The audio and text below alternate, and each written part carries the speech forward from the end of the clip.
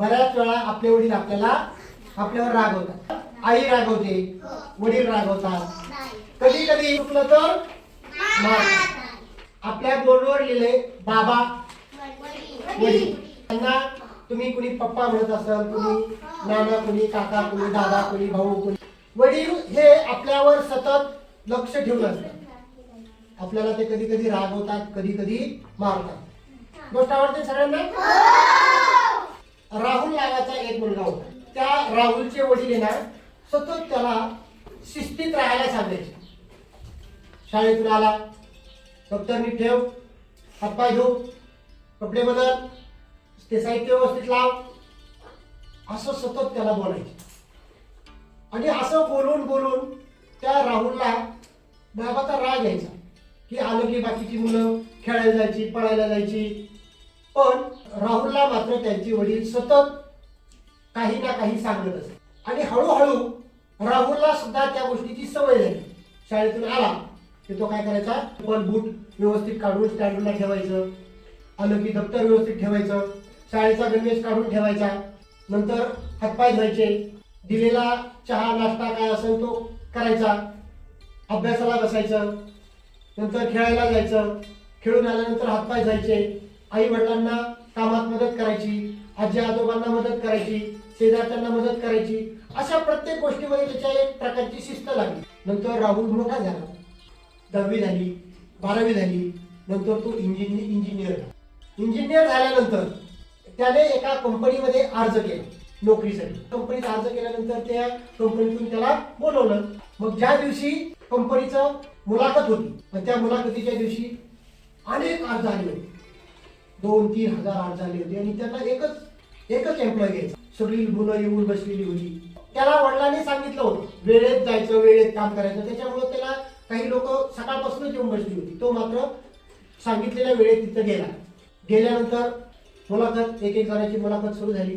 प्रत्येक जण मुलाखत देऊन परत बाहेर यायला लागला. जाताना त्याला मैदानावरच एक असे काचेचे तुकडे पडलेले दिसले. त्याने ते सगळी काचाचे तुकडे गोळा केले आणि व्यवस्थित एका डस्टबिनमध्ये नेऊन टाकले. नंतर काही कागद इकडे तिकडे पडलेले होते पिशव्याची त्याचे मैदानामध्ये. त्याने ते कागद उचलले, डस्टबिनमध्ये टाकले. एक कुंडी अशी कुणीतरी अशी पाडली होती खाली. त्याने ती कुंडी अशी सरळ उभा केली आणि तो पुढं पुढं चालला होता.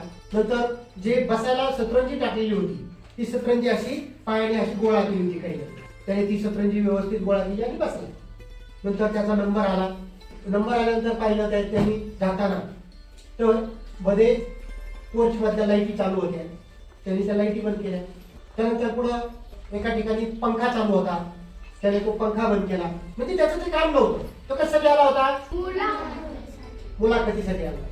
मग त्याचं हे काम नव्हतं तरी तो काम करत करत करत गेला.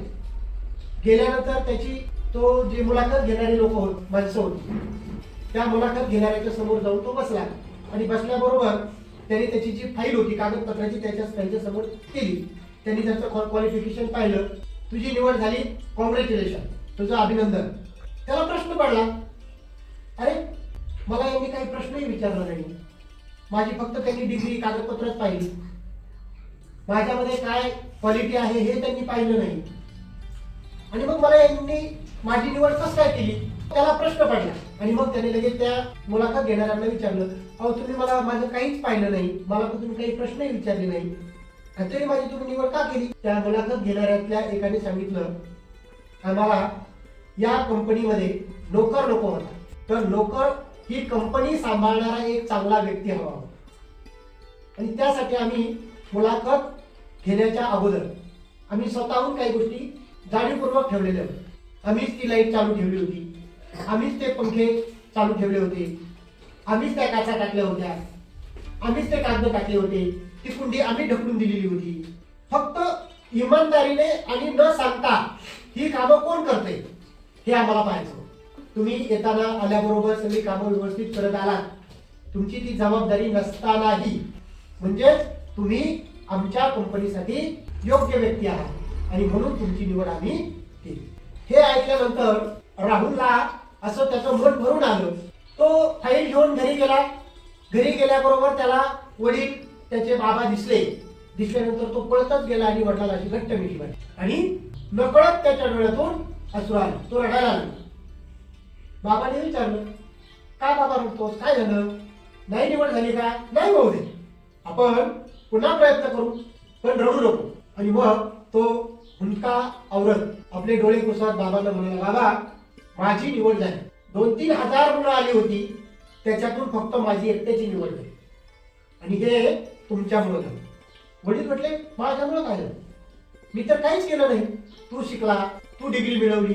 नाही बाबा, तुम्ही जे मला लहानपणापासून छोटी छोटी कामं करायला सांगत होते, ज्या गोष्टीचा मला राग यायचा, ती छोटी छोटी कामं केल्यामुळं मला शिस्त आली आणि त्या शिस्तीमुळे मला आज नोकरी मिळाली. याचं सर्व श्रेय तुम्हाला जातं. आणि म्हणून आपले वडील, मोठी बहीण, मोठा भाऊ, आई, वडील, आजी, आजोबा, काका, काकी, काकू, शेजारी हे आपल्याला सतत टोमणे मारत असतात, बोलत असतात, कामं सांगत असतात, शिस्त सांगत असतात. आपल्याला त्या गोष्टीचा राग येतो. शाळेत पण सांगितलं जातं, नीट बस, सरळ बस, नीट लक्ष दे.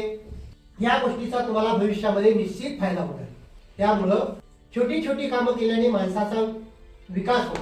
याला शिक्षण म्हणतात. शिक्षण म्हणजे नुसती पुस्तकं वाचता लिहिता येणं म्हणजे शिक्षण नाही. तर आपण कसं बोलतो, कसं चालतो, सांगितल्यानंतर कसं ऐकतो. त्यामुळं आपली जी मोठी माणसं, आपले जे पॅरेंट्स आहेत, त्यांनी सांगितलेली कोणतीही गोष्ट चुकीची नसते. ती आपण योग्य प्रकारे व्यवस्थित केली तर आपल्याला भविष्यामध्ये त्याचा फायदा होतो. लक्षात राहील ना? तिथून पुढे सगळे जर आई वडिलाचं, मोठ्या माणसाचं सांगितलेलं ऐकणार नक्की? प्रॉमिस करा, राग येणार नाही.